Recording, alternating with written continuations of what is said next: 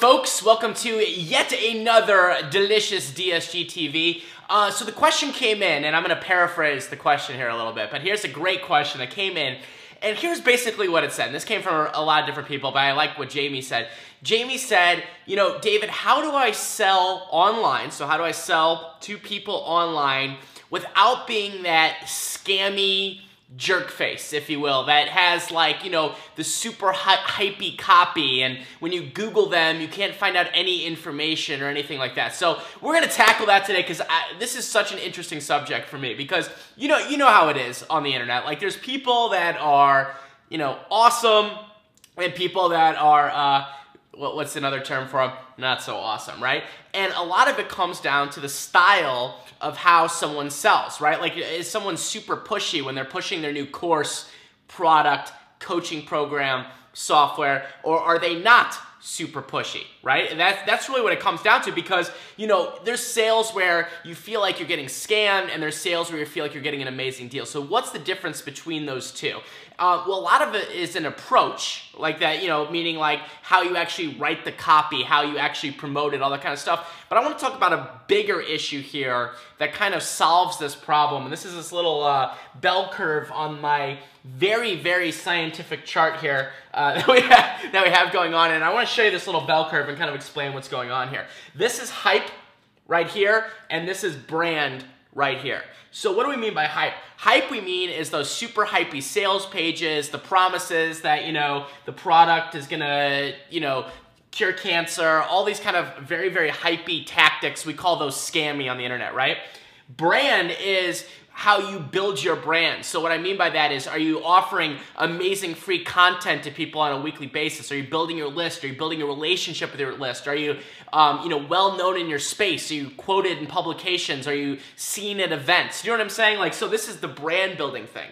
Well, here's where the curve gets very, very interesting in how it relates to selling. Let's say that you haven't spent much time on this brand. You haven't really spent time, you know, building those relationships, creating that content, all that kind of stuff. Well, then if you're gonna sell something, you're gonna have to be very, very hypey when you do so, right? Because your brand is going to be, you know, small, and your hype is gonna have to be big to sell it. Does that make sense? So meaning, like, because you don't have a brand established, you're gonna have to use the, you know, weird yellow highlights and the pushy tactics if you're gonna try to make money, okay? And in the long run, you know, while that might work maybe in the short run, maybe, in the long run, it's really gonna burn you in the butt. Now let's talk about the opposite, right? What's the opposite? Well, you're out there building relationships. You're out there creating great content. You know, you've got a really cool brand online. You've established this stuff. Then when you go to say, okay, by the way, here's my course, my product, my coaching program, etc., you don't have to use these sketchy, hypey tactics to sell it, because people already know, like, and trust you, all right? That's cliche, but it's totally true. So meaning, when you come out with something, it's not necessarily as simple as, like, here it is, go buy it, but sometimes it really is. If you talk to some of the people that have really established brands online, when they come out with something, they just basically, here we go. It comes out, there might be a couple videos, there might be a webinar or something like that, but it's nothing like these ridiculously hit them over the top of the head type tactics. So one of my suggestions, looping this back around into a fun circle here, is that, you know, work on this. Do you know what I mean? If you don't want to be the person that is obsessed with the hypey stuff and have to worry about this, you got to work on the brand.